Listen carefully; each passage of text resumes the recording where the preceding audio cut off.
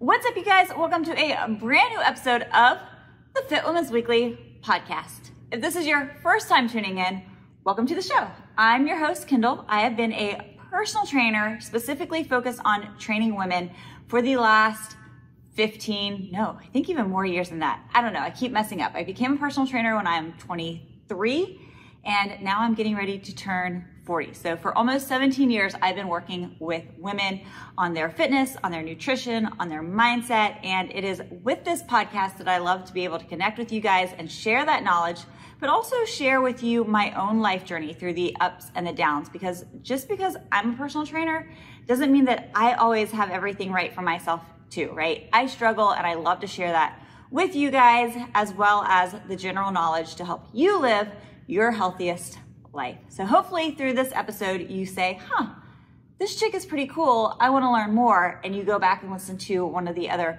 570 plus episodes that I've done, and you continue to come back and listen to more episodes. Now, just to go ahead and kick things off, the podcast is free. However, I am going to ask you for one thing. If you have not already subscribed to the channel, make sure that you subscribe. I put out 2 podcasts every single week. And if you're watching this on YouTube, make sure to subscribe, like the video, and leave a comment down below. Any questions that you have, any topics you'd like covered. But also, I would love to hear, what is your favorite thing that you have done that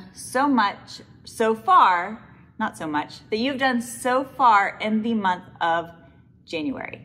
For me personally, I started making a new sourdough starter, which I know sounds so silly, but in the past I've tried to do it. They've never worked out correctly. This year I'm putting a lot of effort and energy into making this little glob of bacteria, I guess you could say, and yeast. So hopefully my starter comes out. But that's what I've been working on for the past 5 days now. And she looks like she's coming to life. So I'm pretty excited about that. And then on top of that, Dan and I have been working on a lot of projects for Fit Women's Weekly. Our app is almost done and ready to be launched. And yeah, good things to come. And I guess the last thing that I should say, especially if you're watching this on YouTube, if you missed the episode that I put out on Friday, we are very limited in our time here in this studio that I film in, that I take pictures in, that I make my YouTube videos and my shorts in, and all of my social media content. That is because we are not renewing our lease for the studio. It just doesn't really make sense anymore since we don't do in-person classes here. I've closed that side of the business and focusing on Fit Women's Weekly and Fit Women's Weekly Live. So we are going to start running a much smaller space. And so that means that we have about a month left. February 28th will be our last time here. So I'm going to try to make as much content as I can just to get every last bit of the space that I can, because this is a part of me. I loved being here, but it is also time for a new chapter. So yeah, this is the last couple of episodes that you'll see in the studio, y'all. All right, here's the game plan for today. I want to talk about the 6 unconventional, uncommon, unpopular ways to help improve your life. And I shouldn't say that they're not popular, more so just aren't really known. And I feel like sometimes we focus so much on things that we already know about, right? You know the things that are going to improve your life. You know that you should be trying to keep your stress levels as low as you can, though I think sometimes we get wrapped up in our head that stress is bad, when in reality, stress is what moves us as human beings. So we do need a little bit of stress, but we do need to try to get rid of the unnecessary stress. But things like stress, things like trying to get 8+ hours of sleep every night, you should be trying to move your body every day. You should be trying to do that through cardio exercise, get that heart going. You should also be doing that through strength training, lifting things up, putting things down. We also know you should be drinking plenty of water, hydrating, and you should be trying to get in protein and trying to get in as much quote unquote real food as possible. Those are the basics, but there are some even more basic concepts that we don't always chat about, but simply focusing on those could actually have a really big impact on your life and in your overall health. And they're either not talked about or they're talked about in the wrong sort of way. So let's do this. Let's break this down for a second. Number 1, stop comparing yourself to others, whether it is the way that you look or the lives that they lead, comparison really is a thief of joy. And when we start looking too much upon what others are doing with their life and we think that we're not living up to them or we're somehow lacking in life of where we are right now, that's when we spiral down. We kind of get ourselves stuck in this position of, I'm never going to be able to accomplish that, so why even try? We pick ourselves apart. We end up in a more depressed state with our mental health. You guys, it is not worth it. As someone who is in one of the hardest fields in the world because of the comparison trap, I get it. I have spent far too many years of my life comparing myself to other people. Do I look the part of a trainer? Do people take me seriously because I don't have an 8-pack? Do people take me seriously because I don't weigh 90 pounds, right? And the truth of the matter is those things don't matter. People respect you for the knowledge that you bring.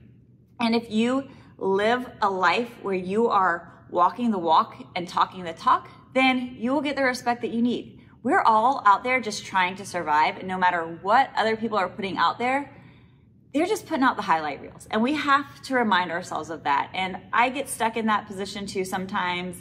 And then I have to remind myself, no one's life is perfect. So when you start letting go of that idea and just start focusing more on your own life, you'll end up in a much healthier, happier place for sure. So let go of it. And I know that's so much easier said than done, but that's why I'm kind of starting it, because that's the surface level one.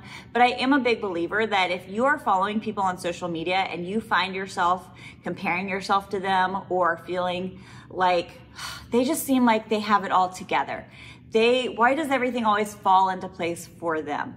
When I start wondering that about other people, I ask myself while I'm feeling those things, but then I also have no problem in either unfollowing them or even muting them so that I don't see it. There's been a couple of people that I would love to be able to support because I think that they come from a really good place, but I find myself comparing too many of my own insecurities to them and their success. And I just say, for right now, where I am, I need to take a step back and just mute them for a little bit. I don't want to unfollow them because I also feel like I don't want to hurt their feelings if they're like people that I've just had in my life for a long time that aren't necessarily in like the fitness realm.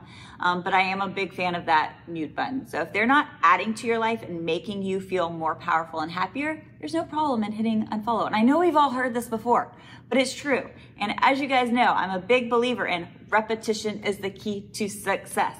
So maybe you've been thinking this for a while and you hear it over and over again, but you haven't actually followed through with it.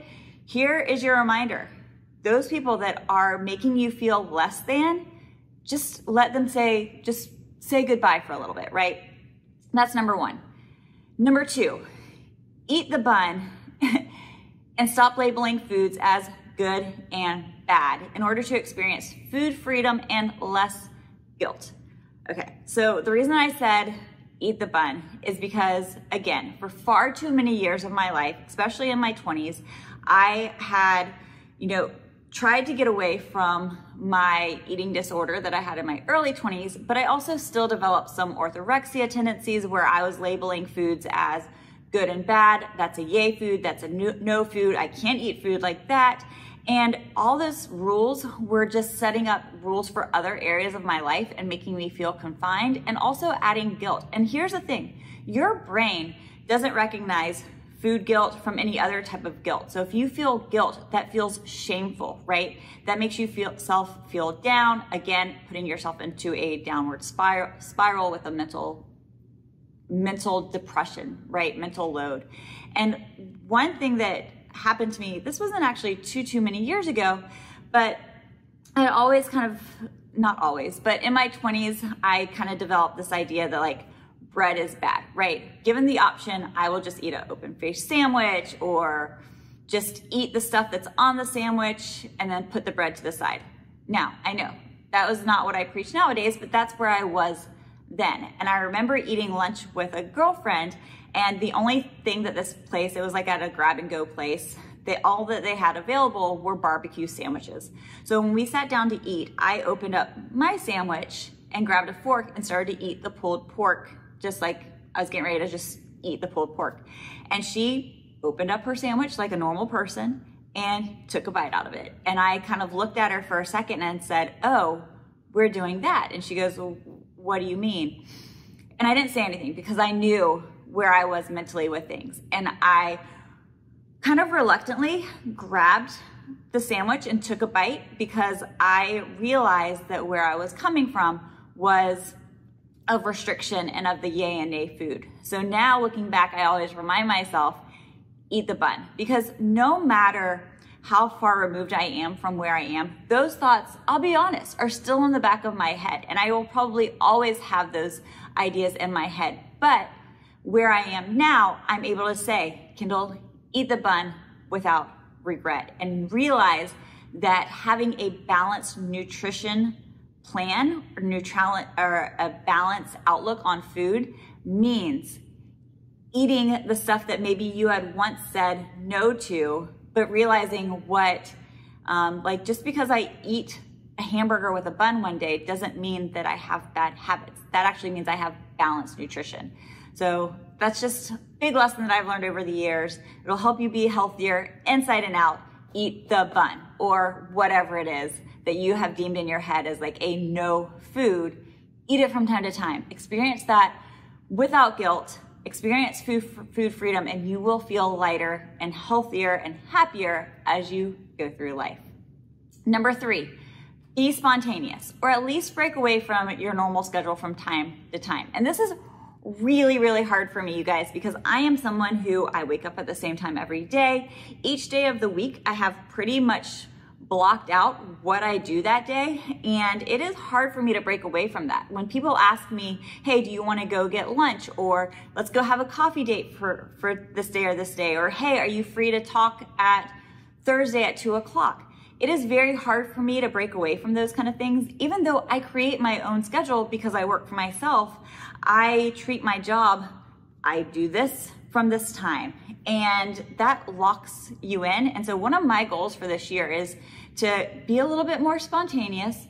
Don't freak out if I'm not 20 minutes early to something, and also don't freak out if I change up my schedule at the last minute. I don't need 3 days to prepare for something, right? If a friend asked me the night before to do something, I should not have that, no, I can't do that, this is too short of notice. Because in reality, I can do those things. But also, there are actual benefits to being spontaneous. And this is an article that I found, and I will make sure to link it up in the show notes. But number 1, stay fresh. Even the most mundane job where there's little room for variety, a spontaneous person will find a simple way to spice things up. So yeah, and sometimes I try to do this by getting out of my home office and maybe going to work at a coffee spot, so different places, or trying a new place to eat lunch, but keep things fresh. Number 2, flexibility, right? 100% I wish I was more flexible, which is why I want to try to be more spontaneous. Spontaneous people are ready to do something without a moment's notice, and many people will turn down a happy hour or last minute event, but being spontaneous means you're more willing to jump right in. Plans changing are also not an issue because they're more willing to find a new place to embrace. Spontaneous people don't feel tied down to just any one plan, and they're up for different options, which I'm envious of, because I'm also one of those people that if I have plans to meet somebody at 12 o'clock at this particular restaurant, I get very anxious if at the last minute they say, hey, I'm gonna be 15 minutes late and can we also go to this place instead? Having that flexibility and taking a big deep breath of going like, okay, that still works, right? I don't know why changing plans kind of like gets my blood pressure up a little bit when in reality it shouldn't. That's definitely a perk. Number 3, creativity. People that are spontaneous often have plenty of freedom for creativity. They're not stuck in boundaries and concepts of time. They work when the creativity hits them, and that might mean that they wake up early to work a little bit, might mean that they work late into the night, but they're more excited about their creativity. And yeah, absolutely. Next, they're less stress. Please, again, anything we can do to decrease the stress. Stress is often not felt by those who understand that life goes on regardless of the scenario. Drop the mic, makes perfect sense. Next, they're happier. Those that are spontaneous tend to be more flexible and relaxed, and ultimately happier with their lives. Positive outlook helps them press towards the next best thing. Next, micro moments. There are often times that you can inject a little spontaneity into your life, and when you're inundated with tasks, consider taking a micro moment to do anything that you want in that moment. I am also trying to focus a little bit more on this, where if I get just, if I work for an hour straight, take 10 minutes to get up, walk to the mailbox, 10 minutes to read your favorite book, or 10 minutes to play around on TikTok if you want to. But take little moments to do whatever you want a little bit throughout the day. Definitely trying to do that and to find more enjoyment of it and to appreciate those times a little bit more. Next, aimless journeys. Get into the car and take a trip nowhere in particular. Fill your gas tank and see where it gets you and stop along the way. Okay, I'm not gonna do that, but if you can do that, amen to you. Don't plan it and just turn your GPS off, relax, enjoy, and drive. That's just not really I don't really have any desire to just hop into a car and just drive. So that's not me, but there you go. Some people might do that. Bonding. Spontaneous people are often better at forming bonds with people and getting them to open up. This quality can help and engage all types of people and creating lasting relationships. And yeah, that makes absolute sense, because also if you're more spontaneous, when you meet somebody new, you're probably going to be more likely to say, hey, you're really cool, let's hang out. Whereas for me, I'll be like, hey, you're really cool, I'd like to hang out with that person eventually, but then that might not ever happen. So I'm definitely trying to work on all these things. Be spontaneous, you will live a healthier, happier life. And let me know if you have a hard time like I do being spontaneous. Number 4, realize that you are not as important as you think. I have learned this a couple of years ago, pretty much I think since my mid-30s, and it's something that I continuously remind myself, especially if you are a workaholic or if you have a hard time saying no to people. This is a really valuable lesson, because for me, I have in my head, I can't take time off, or if I say no to this person, it's going to upset them, right? Because I feel this pressure on me. But at the end of the day, remind yourself, while you are important, trust me, the world does not revolve around you. And if you take a day off, whether that's from work or social media, or you say no to somebody in order to do whatever, their lives will go on. It's not going to ruin their time. For me, I have a hard time taking time off from even Fit Women's Weekly Live. There are now over 1,500 workouts in Fit Women's Weekly Live.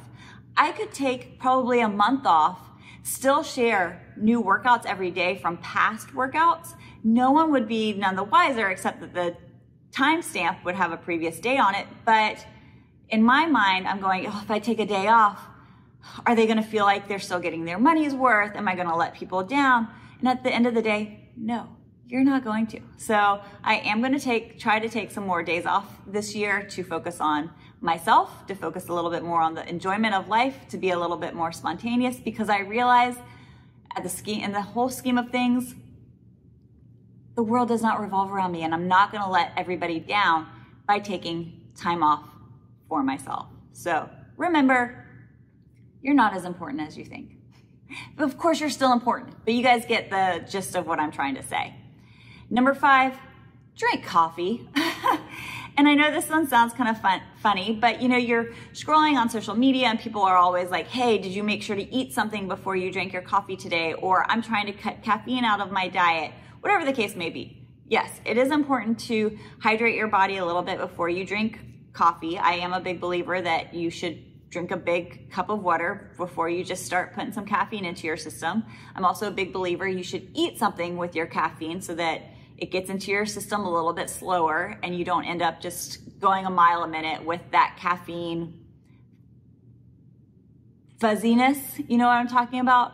But at the end of the day, caffeine is actually really, really good for you. Here's a little bit more information, and again, I will link this down below. Despite some controversy, caffeine is loaded with health benefits. In fact, my husband, who drinks a pot or more every single day, likes to remind me just how many health benefits he's getting from his coffee.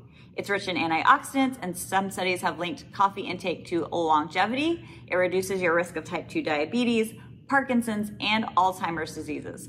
For us, I've talked about this in the past, Parkinson's runs in my family. My grandfather died indirectly of his Parkinson's disease. He was diagnosed in his 40s with Parkinson's, and he ended up having a stroke at the age of 69, but it wasn't the actual stroke that killed him. It was from the stroke.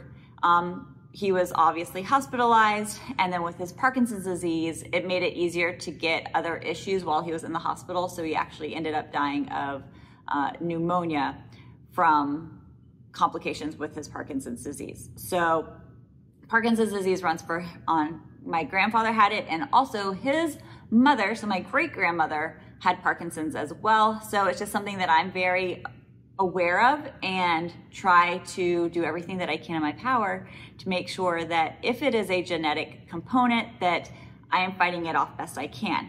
And as far as Alzheimer's are concerned, Dan's family has a large history of dementia. His grandfather had dementia, I believe, and then his aunt was just diagnosed with Parkinson's disease, and I believe somebody else in his family also had dementia. So again, he's trying to do everything he can to keep his mind healthy. So he's always throwing back the coffee. And then it also can help reduce risk of numerous other illnesses, which they did not list here. And the most beneficial appears to be 3 to 4 cups per day, which that to me is a lot. I drink a mason jar full, which if we're gonna go with like, what is that considered? It's probably 1.5 cups. Although pregnant people should limit it, obviously, and avoid it completely, but then get right back on it. It's best to consume coffee and caffeine based in moderation. We all know that excessive caffeine can increase your health issues like insomnia, heart palpitations. So make sure to enjoy it in a healthy, happy way. One of my favorite memories of drinking coffee was Dan and I, when was this? Probably in like 2019, got into a fun hobby together of going to yard sales on Saturdays. And then we would take our finds and then sell them on eBay. It was just like a fun little thing that we started doing. And we would always get a coffee beforehand. One day we stopped at Starbucks and he ordered 2 Ventis, y'all, not realizing how big a Venti was going to be. Well, a man not to waste things, he drank his 2 Ventis or Trentas or whatever it was. And he thought he was going to die. And this is a guy that normally drinks, like I said, a pot of coffee. But one, Starbucks coffee, when you just get like the regular Pike Place or whatever, it is brewed very, very strong. And number 2, when you are drinking those huge things of it, I don't know how that guy did not go into like a caffeine coma, because it was hilarious to watch. And he vowed to never drink that much again. And he has been able to stay by that. So just a little funny. I don't know, when I think of too much caffeine, I think of him going, oh my God, I think I'm literally having a heart attack. Next up, number 6, season your food. Again, another unpopular one. And you know, we always hear people don't salt their food. And it's always a stereotype that white people don't season their food very much.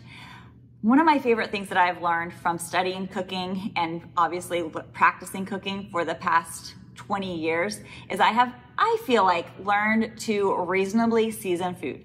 Not only does seasoning food make your food taste better, which we all know, food is also more than fuel. It is happiness, it is bringing people together. And so when you learn how to make good food, it also helps bring your social network a little bit closer together. But seasoning your food actually makes your food healthier. Here's what I mean. Herbs and seasonings not only make your food taste better, but they add additional micronutrients, vitamins and minerals.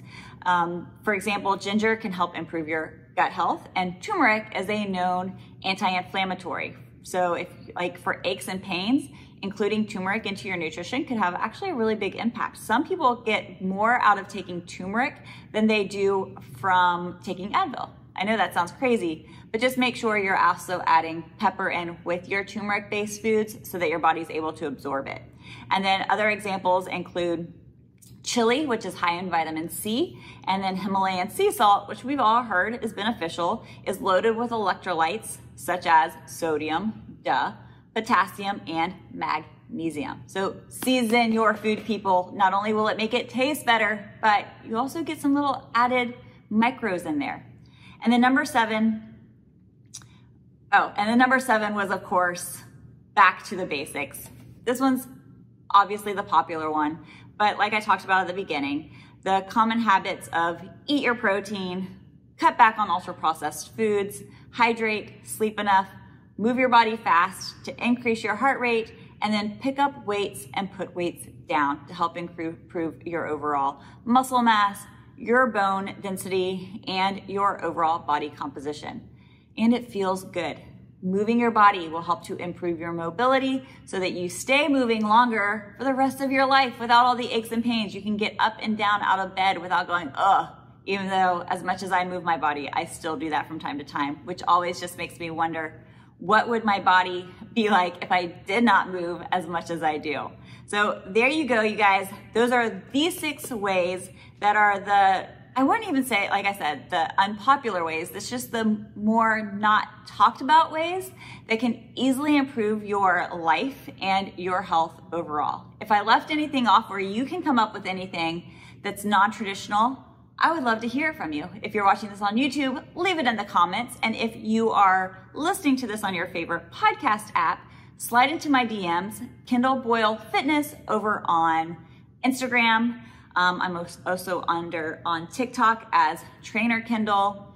And you can email me, kendall@fitwomensweekly.com. And if you guys want to hang out with me more often, go to fitwomensweekly.com. There's some really cool things about to come out of that, but you can try Fit Women's Weekly Live for free for 14 days. And if you want to find other ways that you can help support the channel, I will put it down below in the show notes, as simple as following me over on social media, subscribing to the YouTube channel, or if you want to support the show, you can also do a buy me coffee, which I'll also have linked down below. All right, guys, thank you so much for hanging out with me today. That's a wrap, and I will be back in a couple of days. Bye.